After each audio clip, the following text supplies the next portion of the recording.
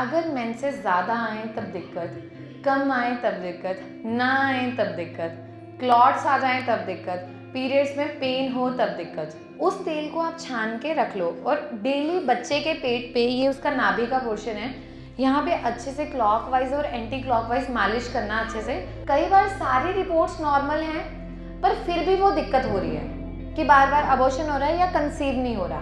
क्यों ऐसा होता है? चलो जी, IVF करवाते हैं without knowing the facts and pros and cons. अब आप सोचो कि भगवान ने एक औरत को ही ये दर्जा क्यों दिया कि वो अपने पेट में बच्चा बनाए, एक मेल क्यों नहीं बनाता?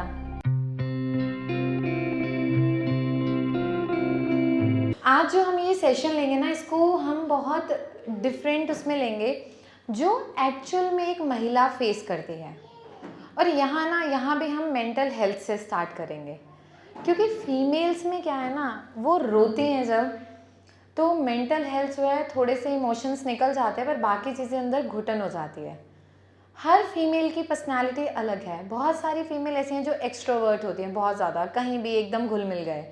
बहुत सारे ऐसे होते हैं जो बहुत ज़्यादा इंट्रोवर्ट होते हैं, वो बहुत ईजिली किसी से बात नहीं कर पाते, दे आर नॉट एक्सप्रेसिव। किसी भी फीमेल के लिए ये बहुत ईजी नहीं है, क्योंकि जब शादी होती है एकदम हम बहुत अलग इन्वायरमेंट में रहते हैं, हमारा रहना खाना पीना सब बहुत अलग होता है। मम्मी ये दे दो, वहाँ जाके मम्मी जी ये दे दो, बहुत फ़र्क पड़ जाता है। कहते हैं कि शादी के बाद कुछ नहीं बदलता, बट आइडली एक लेडी की सब चीज़ें ही बदल जाती हैं, चाहे वो कितना भी सपोर्टिव हो, बट चेंज रहता है। और वहाँ पे क्या होता है, कुछ फीमेल्स जो हैं वो अडेप्ट कर लेती हैं उस एनवायरनमेंट को और कुछ नहीं कर पाती हैं। और जो नहीं कर पाती, वहाँ से स्टार्ट होता है डिज़ास्टर, हार्मोनल चेंजेस। सबसे पहले क्या होता है, वो बताएंगी नहीं कि मुझे जज करेंगे, तो उनकी नींद डिस्टर्ब होना स्टार्ट हो जाती है, वो सो नहीं पाती, दिमाग में कुछ कुछ चलता रहता है, धीरे धीरे करके ना चिड़चिड़ापन आना शुरू हो जाता है। काम कर रहे हैं बेमन के, खाना बना रहे हैं बिना मन के, दिमाग में ऐसा होगा कि कुछ अजीब सी चीज़ें चलने लगेंगी। रात को सोएंगे तो दिमाग में ऐसी ऐसी चीज़ें आएंगी जहाँ पे हमारी लाइफ में कोरिलेशन नहीं है उनका। हम सोचेंगे यार ये तो मैंने कभी सोचा ही नहीं था, ये तो मेरे साथ हुआ ही नहीं, पर ये मेरे दिमाग में क्यों आ रहा है। ये सब चीज़ें होना स्टार्ट होती हैं और वहाँ से जो सबसे पहले नेगेटिव इम्पैक्ट पड़ता है वो हमारे मेंस्ट्रुएशन साइकिल पे पड़ता है। क्योंकि एक फीमेल की लाइफ में जो सबसे ज़्यादा इम्पॉर्टेंट रोल प्ले करता है, that is our menstruation cycle. अगर मेंसेस ज़्यादा आए तब दिक्कत, कम आए तब दिक्कत, ना आए तब दिक्कत, क्लॉट्स आ जाएं तब दिक्कत, पीरियड्स में पेन हो तब दिक्कत। बेचारी वो शांति सिर्फ तभी होती है जब 4-5 दिन नेचुरली आ जाए और चले जाए। तो यहीं से हम स्टार्ट करेंगे कि कैसे एक मेंटल हेल्थ इम्पैक्ट करती है। अच्छा, अब यहाँ पे कोई एक दूसरे को जज नहीं करेगा, ये जो भी बातें होंगी इस हॉल के अंदर है, बाहर जाके अगर कोई अपना सवाल पूछता है, ये नहीं यार तेरे को तो ये है, तेरे को ये चीज़ नहीं। क्योंकि देखो, जो एक हेल्थ है, अगर हम ऐसे करें, हम दिन में कितने लोगों से मिलते हैं। जब मैं स्लम्स में जाती हूँ ना, आप यकीन मानिए उन लोगों का खाना, बाथरूम, किचन सब साथ है। ऐसी ऐसी जगह पे जाते हैं, यहाँ नाला बह रहा है, यहाँ वो खाना बना रहे हैं और वहीं साथ में उनका पूरा सब चीज़ है। वो लोग भी खुल के अपनी चीज़ों को बोलते, कभी किसी का मजाक नहीं बनाना। आज किसी को प्रॉब्लम है, कल आपको हो जाए, हु नोज़। टाइम का किसी को कुछ नहीं पता होता। तो मेंटल हेल्थ पे बात करते हैं। कितने लोग ऐसे हैं जिन्हें ऐसा लगता है कि उनमें मन में ना अजीब से ख्याल आते रहते हैं और उन्हें बहुत ज़्यादा डर लगता है, मतलब एक अजीब सी बेचैनी रहती है, परिवार को लेके अजीब सी टेंशन रहती है और नींद आने में दिक्कत होती है। कोई ऐसा है जिसे ऐसा होता है? आपको होता है, ठीक है। क्या होता है? आप आराम से बोलो, थोड़ा तेज बोलना है बस, ताकि सब सुन पाएं। जैसे कल मैं आपको फेसबुक पे फॉलो करती हूँ, ठीक है। कल पता चला कि जैसे आप आने वाले हो तो सो तो गई आराम से, लेकिन रात को 12 बजे नींद खुली थी, कितना हाँ, टाइम हुआ, फिर ये सो भी नहीं रही थी, जग भी नहीं रही थी, ऐसा लग बट रहा था सबकॉन्शियस माइंड था कि वो क्या चीज़ें क्या चल रही क्वेश्चंस हैं। करूँगी और क्या पूछूंगी, क्या क्या पूछोगे? क्वेश्चंस, ऐसे ही करके 3 बज गए, पता भी नहीं सो रही थी कि जग रही थी, ऐसे ही करके। लेकिन ये सिर्फ आपके साथ कल हुआ या नॉर्मल रूटीन में भी जैसे होता है ऐसे? कल ही हुआ? नहीं मैम, ये तो एक एक्साइटमेंट है। जैसे हम किसी भी चीज़ को अगर हम अप्रिशिएट करते हैं, कुछ भी है, तो ये होता है, मतलब ये हम लोगों के साथ भी होता है, कुछ बहुत अच्छा होने वाला है या कुछ है, तो हमें भी होता है रात को, मतलब उस दिन रात ज़्यादा लंबी लगती है, वो टाइम नहीं निकलता, वो चीज़ है। दिस इज़ वेरी नॉर्मल, ये सबके साथ होता है। एग्ज़ाम से पहले वो एक छोटी सी एंजाइटी, एक गुदगुदी सी होती है पेट में, एक वो ऐसे चूहे से कूदते रहते हैं और दिल में धड़कन ऐसे ऐसे करती है कि नहीं यार ये चीज़ होने वाली है। That is different. मैम मुझे थोड़ा गुस्सा भी आता है। गुस्सा आता है। बच्चे हैं तो अभी उसके पेट में दर्द रहता है, बच्चे के हैं 11 साल की है, अल्ट्रासाउंड करा लिया, सारे टेस्ट करा लिए, नॉर्मल है। कभी इस साइड में खाना खाने के बाद, कभी इस साइड में, तो पढ़ती नहीं है, मतलब बिल्कुल भी। खेलने के टाइम होता होगा लेकिन नहीं दिखाती है या नहीं बताती है। लेकिन जब भी उसको बोलूँगी ना शाम के टाइम कुछ दूध दे के या कुछ दे के थोड़ा बहुत खिला के कि पढ़ लो बेटा, तो नहीं पढ़ती। तो सुबह जैसे उठाती हूँ तब भी वही कि पेट में दर्द हो रहा है, पेट में दर्द हो रहा है, तो मुझे बहुत तेज गुस्सा आ जाता है, इरिटेशन होती है। फेंक देती हूँ मैं। हाँ। ठीक है, अच्छा देखो जो इन्होंने उठाया, आप बैठिए, ये बहुत कॉमन प्रॉब्लम है जो मैक्सिमम मदर फेस करती हैं बच्चों को लेके। बच्चों के पेट में दर्द रहना, रात को जब बच्चे सोने जाएंगे वो बोलेंगे मम्मी टांग में दर्द हो रही है, बहुत कॉमन है ये, यहाँ पे दर्द हो रही है, यहाँ से दबा दो, ठीक है। ये क्या होता है, लैक ऑफ न्यूट्रिशन। और बच्चों के पेट में ना गैस बहुत कॉमन होती है, क्योंकि बच्चों का जो उसको ना 2-3 साल से दर्द है, हाँ, तो टेस्ट कराएंगे लेकिन सब नॉर्मल है, फिर भी वो दर्द बताती है। मैं आपको बता रही हूँ उस पर अभी ना। देखो कि क्या होता है कि जैसे पेट में दर्द है, ठीक है, अब क्या होता है आप ना टेस्ट कराना शुरू करते हो, जैसे मैम ने बताया अल्ट्रासाउंड, ये सब नॉर्मल आएगा, कुछ नहीं आएगा। अब इसको हम ना कई बार बोलते हैं जैसे बच्चों की डिवॉर्मिंग टाइम पे होनी चाहिए, कीड़े की दवाई बच्चों को देनी चाहिए। पहले क्या होता था, स्कूल में ना आते थे लाल कलर की गोलियां देने, अब वो चीज़ें नहीं होती हैं, कुछ स्कूल में होती हैं कुछ में नहीं होती। बच्चों की टाइम टाइम पे डिवॉर्मिंग बहुत ज़्यादा ज़रूरी है, क्योंकि बच्चे कुछ भी खाते हैं वो पचता नहीं। अब आप क्या करना, सबसे पहले ना आप थोड़ा सा सरसों का तेल लेना, उसमें अजवाइन डालना और हींग डालना, उसको अच्छे से भून लेना, उस तेल को आप छान के रख लो, और डेली बच्चे के पेट पे, ये उसका नाभि का पोर्शन है, यहाँ पे अच्छे से क्लॉकवाइज और एंटी क्लॉकवाइज मालिश करना अच्छे से, और नाभि से थोड़ा नीचे का जो हिस्सा है यहाँ पे ना इस तरह से अंदर की तरफ पूरा प्रेशर देना। ये आप उसको डेली करना हफ्ता 10 दिन के लिए। सरसों का तेल जो होता है उसको एक पैन में रख के भून लेना ना, अच्छे से गर्म कर लेना, क्योंकि उसमें आप अजवाइन और हींग डालोगे, तो उसको आप अच्छे से भून लोगे, वो गर्म हो गया, गुनगुना करके डेली लगाना है उसको। तो ये आप स्टार्ट करना। दूसरा क्या होता है, बच्चों की इम्यूनिटी उतना रिस्पॉन्स नहीं कर पाती, तो हम अलग अलग तरह के उनको पेन किलर्स, अलग अलग तरह के एंटीबायोटिक देना स्टार्ट करते हैं, क्योंकि ये हर मदर ने फेस की है ये प्रॉब्लम। कोई भी ऐसी लेडी इस चीज़ में तो बोल ही नहीं सकती कि मेरे बच्चे ने ये किया ही नहीं। तो वहाँ पे क्या है, जैसे मैंने अभी बाहर भी बताया था कि हमने ना इस चीज़ को ध्यान रखें, जैसे हम एक नॉर्मली एंटीबायोटिक या बुखार होता है बच्चे को, तो 3-4 दिन की दवाई हम 700-800 रुपये की ले आते हैं, इतनी इतनी एंटीबायोटिक्स, 3-4 तरह की सिरप आती हैं, हर चीज़ है। और महीने में अगर बच्चा बीमार रह जाए तो 8-9 हज़ार रुपये पता नहीं चलता कि कहाँ चले गए। तो हमने ना देखा कि बहुत सारे लोग ऐसे हैं जो अफोर्ड नहीं कर पाते उन चीज़ों को, तो हर किसी का बजट सेम नहीं होता चीज़ों को लेके, तो उस पर हमने प्लांट से एक नेचुरल एंटीबायोटिक बनाई जो बच्चों की खांसी, जैसे वो बच्चे की छाती पूरी जाम है इस टाइम पे, वो इतना छोटा बच्चा है, अगर हम उसको पूरा एंटीबायोटिक्स देंगे वो सेम क्या करेगा, कुछ टाइम के लिए दबा देगा, पर उसके बाद वो दोबारा उभरेगा। तो इन चीज़ों को देख के हमने वो मेडिसिन बनाई। उसमें क्या, हमारी स्वर्णकल सिरप आती है बच्चों के लिए, उसमें हर वो प्लांट है जो नेचुरल एंटीबायोटिक और इम्यूनिटी बूस्टर है। जब आपके बच्चे की इम्यूनिटी ही बढ़ गई, अब आपने घर में पौधा लगाया, आप उसको वक्त पे पानी दे रहे हो, खाद दे रहे हो, सब चीज़, तो वो क्यों मुरझाएगा और बहुत अच्छे फल देगा। सेम बच्चा है, अगर आप बच्चे की परवरिश अच्छी करोगे तो वो बीमार ही क्यों पड़ेगा। लेकिन हर पेरेंट्स अच्छे ही करते हैं, पर हमारे क्लाइमेटिक चेंजेस, डाइटरी वो चीज़ें हैं। तो वो सिरप की हमने जो कॉस्टिंग निकाली, वो बच्चे को हम बोलते हैं 2 से 3 महीने आप दो, तो उसकी जो कॉस्ट है वो 1200 रुपीज़ है 1 मंथ की। तो आइडियली आप कलेक्टिव देखो, वो 500 ml की सिरप होती है, जहाँ पे हम 10 ml मॉर्निंग इवनिंग डोज चलती है उसकी। तो आइडियली अगर हम देखें तोड़ तोड़ के एंटीबायोटिक तो पता ही नहीं चलता कहाँ चले जाते हैं। फिर उसमें अलग अलग तरह से आपको कुछ नहीं देना, सिर्फ एक वो सिरप ही देनी है, वो खांसी, जुकाम, बुखार, अस्थमा, मतलब इन चीज़ों को बहुत आराम से सेटल करने लगती है। बाकी तो जो बीमारियां तो उसके हिसाब से हम मर्ज करते हैं, पर ये इतना अच्छा। तो जब भी आप बच्चों को स्टार्ट करो, आप एक बार ना ट्राई करना, ठीक है। आप वो सिरप तो हमने ऐसा कर दिया कि आप लोग मतलब अपने मंगवा के रखते हैं आराम से। वो क्या करते हैं, जब भी बच्चा बीमार हुआ 3-4 दिन दे दिया, और जल्दी जो पेरेंट्स ने 2-2 3-3 महीने पिला दी, हमने जब उनका फीडबैक लिया, वो कहते हैं हमारा बच्चा बीमार ही नहीं होता। वो इतना आपकी बॉडी में वात पित्त कफ और इम्यूनिटी को बूस्ट कर देता है।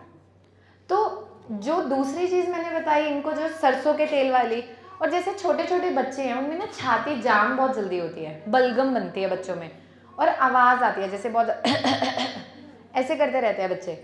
उनमें क्या है, देसी घी जो होता है, थोड़े से देसी घी में काला नमक ले लो, उसको अच्छे से भून लो, वो खुरेदता है बाहर से भी। बच्चे के गले से लेके छाती पे मालिश करो। और बहुत सारे लोगों ने ये ट्राई भी किया होगा। जैसे पहले घर में दादी नानी सब होते थे, अब तो लोग सब अलग अलग रहने लगे, बुजुर्गों के साथ रहना ही पसंद नहीं करते कि उनके इंटरफेरेंस ज़्यादा है। पर घर में एक बुजुर्गों का सपोर्ट होना बहुत ज़रूरी है।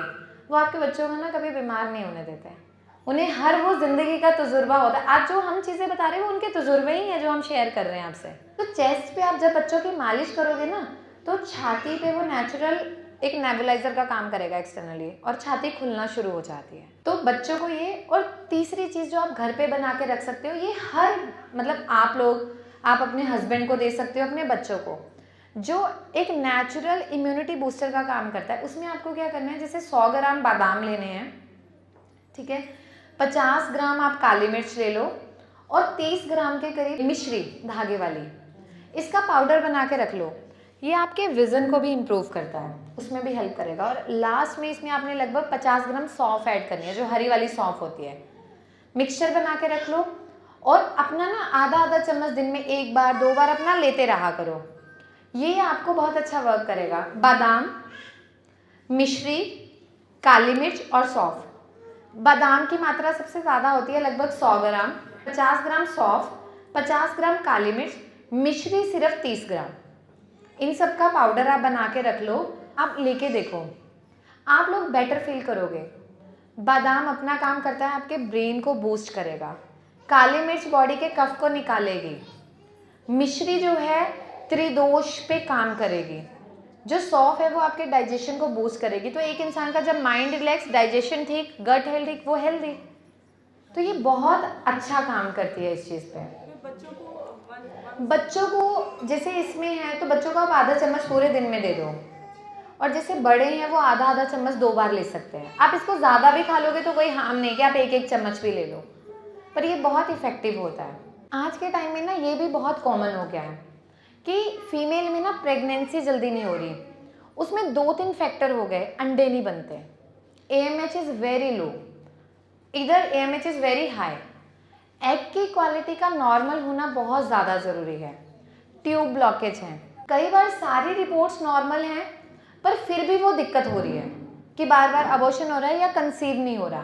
क्यों ऐसा होता है? तो वहाँ पे देयर इज़ नो लॉजिक कि आपको साइंस कुछ बता रही है। रीज़न कि आपका जो यूट्रस है, आपके जो बच्चादानी है, वो वातावरण ही नहीं दे पा रही कि बच्चा अंदर बन पाए। कंसीव हो गया पर अब आपका यूट्रस रेडी नहीं था। अब यूट्रस ने 1-1.5 महीना कोशिश की पर वो अंदर नहीं उस सूटेबल इन्वायरमेंट दे पाया, मिसकैरेज हो गया। अब जब ये चीज़ें होने लगती हैं तो ट्रेंड में आ गया IVF। चलो जी IVF करवाते हैं without knowing the facts and pros and cons. अब आप सोचो कि भगवान ने एक औरत को ही ये दर्जा क्यों दिया कि वो अपने पेट में बच्चा बनाए, एक मेल क्यों नहीं बनाता? IVF में क्या है, बच्चा तो बनेगा बट आप उसको आर्टिफिशियली कर रहे हो। अब आप बॉडी को आर्टिफिशियली पुश करते हो। आप किसी भी लेडी से मिलना जिसने IVF करवाया, वो 2-2 4-4 साल बॉडी रिकवर करने में लगा देते हैं।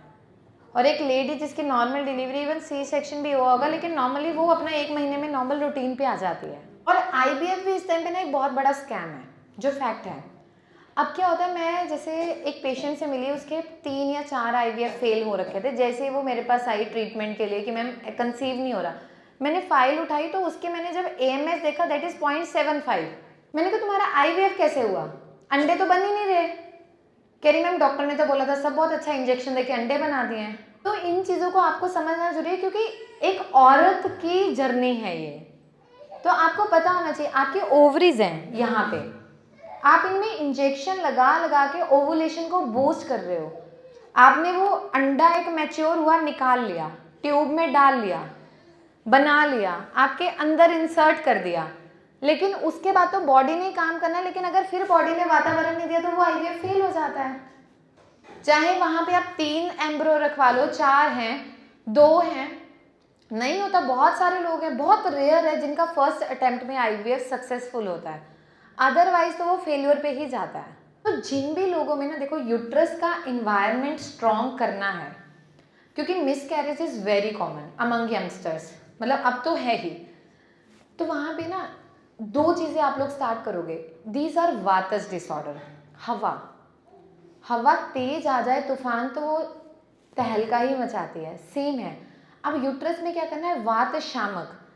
एक तो आपको एरंड का तेल आता है, एरंड के तेल से अपने यूट्रस का जो ये एरिया है यहाँ बाहर की तरफ आप लोग डेली मालिश करो। अपने ओवरीज में यहाँ हल्का सा गुनगुना करा, प्रॉपरली मालिश करो। कैस्टर ऑयल, एरंड का तेल मतलब कैस्टर ऑयल, ठीक है, उसको यहाँ पे अच्छे से मालिश करो। फिर किसी भी बालू का यानी रेत से या फिर किसी की भी ईंट के टुकड़े से छोटा सा गैस पे गरम करो, कपड़े में लपेटो और वहाँ पे आप सिकाई करो, ताकि वो एक हेल्दी वे में प्रमोट हो। अब क्या है, यहाँ पे ना साइंस आपको चैलेंज करती है कि ऐसी तो कोई चीज़ नहीं होती। अगर आईवीएफ सक्सेसफुल नहीं हो रहा था, ऐसा कौन सा प्लांट पैदा हो गया ये कर सकता है। अगर लेप्रोस्कोपी ने ट्यूब्स नहीं खोली तो कोई चीज़ नहीं है जो ट्यूब्स खोल सकती है, ऐसा नहीं है। ट्यूब ब्लॉकेज में क्या होता है, दैट इज कफ, एक फ्लूइड ही तो है जो उसको ब्लॉक कर रहा है ना। तो अगर उसमें तीक्ष्ण प्लांट है, अब आयुर्वेदा में मतलब इवन जो हम मेडिसिन बनाते हैं 90% केसेस में ट्यूब ब्लॉकेज खुल जाता है विद मेडिसिन। और उत्तरवस्ती पंचकर्मा में क्या होता है, जो आपका विजाइनल ओपनिंग है यूरेथ्रा, वहां से हम लोग जो है पूरा मेडिसिन को अंदर इंजेक्ट करते हैं। पेनलेस प्रोसेस है, किसी को पेन नहीं होता, कुछ ऐसा नहीं है। पर आप लोगों को समझना जरूरी है, देखो मुझ पे भी आंखें बंद करके भरोसा नहीं करना है, ना किसी और पे करना है। जब अपनी सेटिस्फेक्शन हो आप पूछो।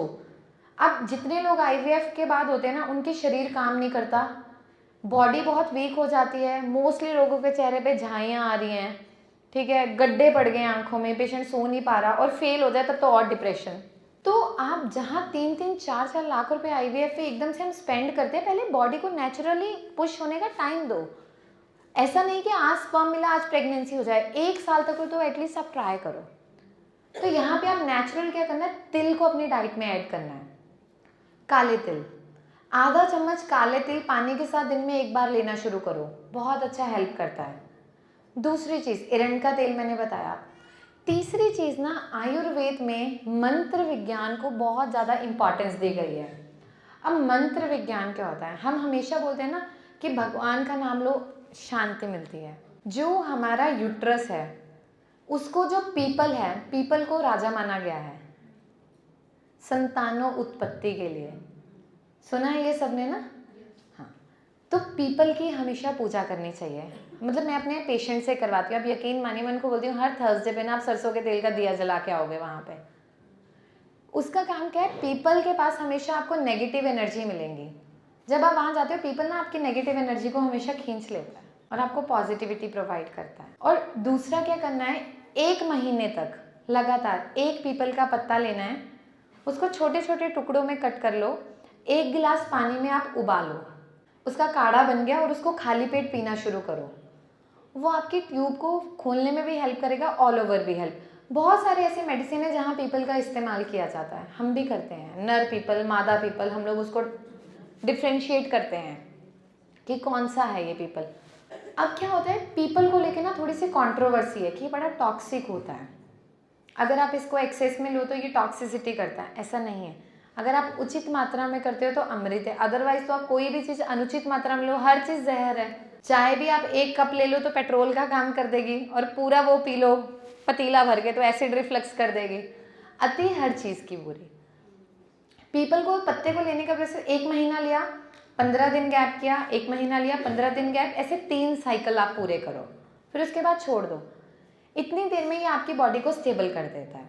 तो प्लीज़ आप लोग ना इस चीज़ का ध्यान रखो, ठीक है। आप देखो कोई भी डॉक्टर है, कोई भी पैथी है, जैसे आईवीएफ है, वो भी आपको नहीं बोलते ना कि एकदम सक्सेसफुल होगा, नहीं, आपकी बॉडी पे है।